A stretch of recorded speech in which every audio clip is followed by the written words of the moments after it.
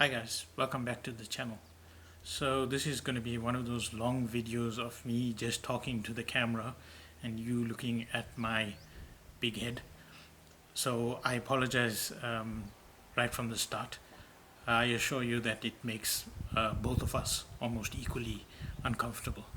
But it's the best way to get this done, so I'm going to go ahead and do this video. So I'm out in Hoedspruit this morning. I'm just checking out a lodge that I want to become an agent for, perhaps. I'm checking out the lodge itself as well as some of the activities to offer in the area. It's August the 11th, the Wednesday after the Women's Day long weekend, and we are allowed to travel out of Gauteng again after a month-long travel ban from Gauteng. I don't know if you've been following the news, but the last couple of months here in South Africa have been quite rough, to say the least. At the beginning of June, our COVID-19 cases began to spike again, signaling the start of the third wave of COVID-19 here in South Africa. And it was on the back of the Delta variant spreading quite fast, especially in what is the economic hub of South Africa, Gauteng, which is also the province I live in. And by the middle of June, the numbers had gotten so bad that it became scary to travel anywhere, and I placed myself into lockdown of sorts. At the end of June, the president of South Africa agreed almost and moved the country to lockdown level 4 and banned travel in and out of Gauteng. So for a month, we could not travel out of Gauteng. And then in the first week of July, we had what can only be described as a attempted insurrection. Some political forces down in KZN weren't very happy with the government, and they tried to destabilize the country by inciting rioting and looting that went on for almost a week. And for that week, it did destabilize the country. People were living in absolute fear because the government was seen to react very slowly. But eventually they did. They sent in the army, and some sort of calm was restored, and people began to go back to a sense of normalcy. And the people who were, a week before fearing for their lives came out in their numbers and helped with the cleanup after the rioters and looters had left. So you think in the middle of all this chaos, a normal person would look for stability. But of course, me being me, I decided that I should step away from my corporate role. And the 9th of July was my last day at the role that I've held for 15 years now. So on the sun visor of my car, on the driver's side, I've got a fortune from a fortune cookie that I got last year when I went to get sushi with a friend that I've kept. I think it's the only fortune that I ever got, and definitely the only one that I've kept. And it reads, "The actions of men are the best interpretation of their thoughts." At the time, I didn't think too much into it. I just kept the fortune as a memento of that day. But when I reflected on it, I realized that the meaning of that fortune was quite profound. Anyone who knows me or has spent any amount of time with me knows that I have these big ideas. Sometimes people can call them crazy dreams. Whether it be starting up a chicken farm and selling free range chickens and free range eggs, or stepping up my photography business and making it a more full time vocation, or my latest dream of actually taking out people from Johannesburg to the Pilansberg on guided tours. I have been doing trips to the Pilansberg for a number of years, day trips just by myself or with friends who I've coerced into coming along. And I thought the idea had some legs and could actually work. So when I reflected on this fortune that I had got, I realized that the meaning that it had for me was that if I didn't put action to my dreams, they would just remain as dreams. And in a way, I had already began to action the latest dream of guiding tours to the Pilansberg from Johannesburg.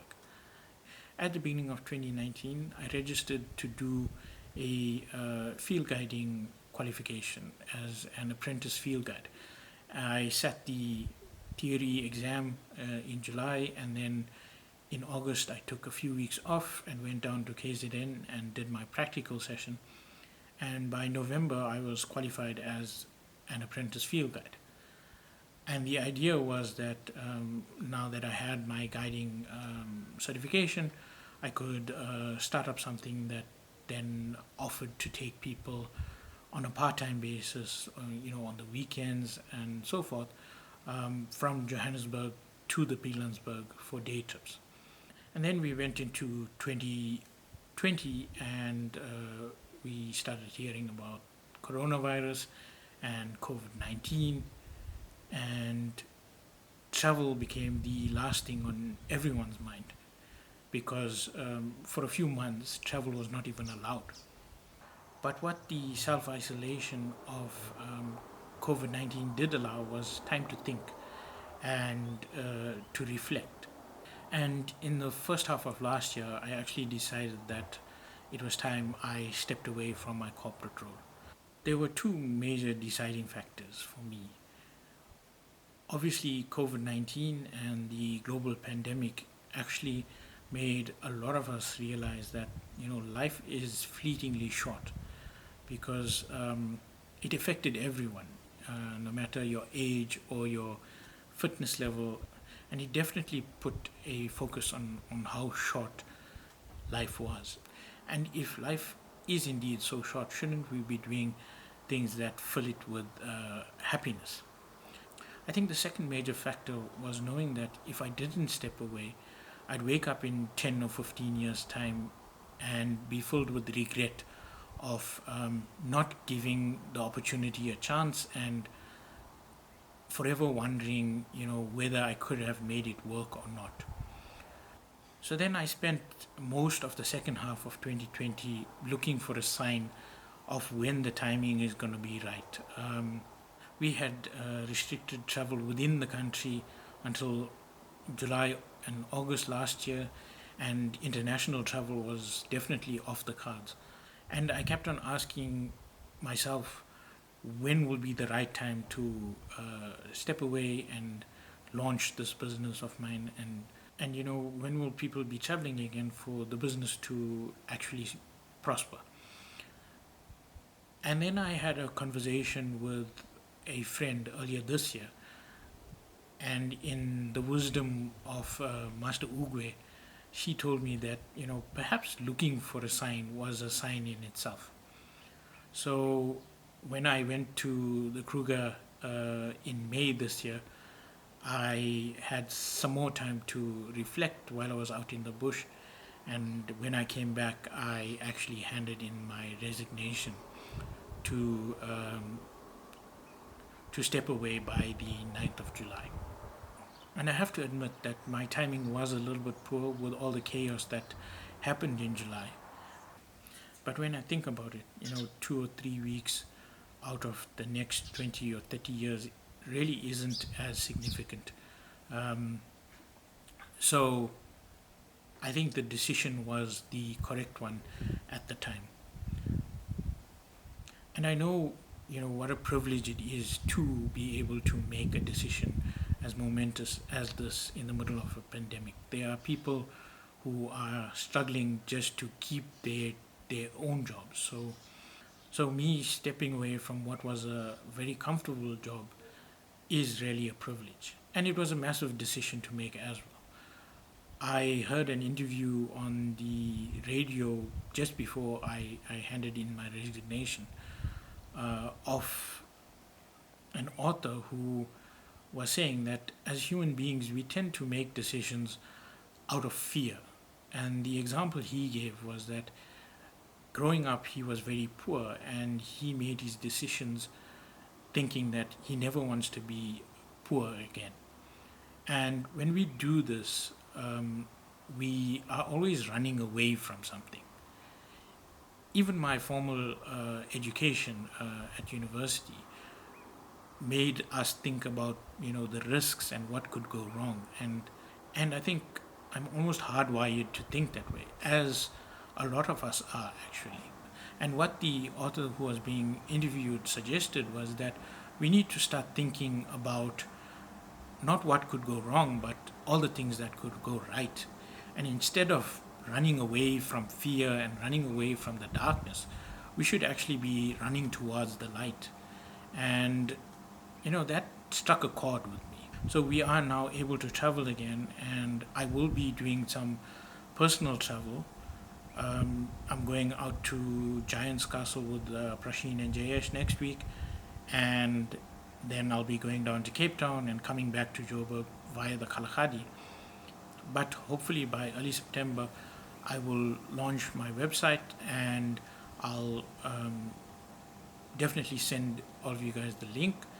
And I'll be taking bookings for these day trips out to the Pilansberg. And if you are interested in the interim, please just drop me an email. I'll link my email in the description of this video below. And you can actually reach out to me on WhatsApp as well. A lot of people have actually got my number of a previous video on the channel. And I hope that you do follow along on my YouTube channel, both on my personal adventures as well as some of the content that's going to come out of this business venture I'm pursuing. And hopefully in a few months' time, we'll be up and running smoothly, and you'll be able to see all of the stuff that I'll be seeing out in the bush, whether it be in the Pilansberg or on longer trips to places like the Kruger, like I'm visiting now, and the Kalahari, which I'll be visiting in a couple of weeks' time. So stay tuned and don't forget to hit that like and subscribe button. We got to catch up with my mom's channel, which is doing extremely well, and I'll tell you about in another video. But she's gone past 3,000 subs and is monetized, and I need to catch her up soon or she'll be making fun of me all the while. Okay, thanks guys.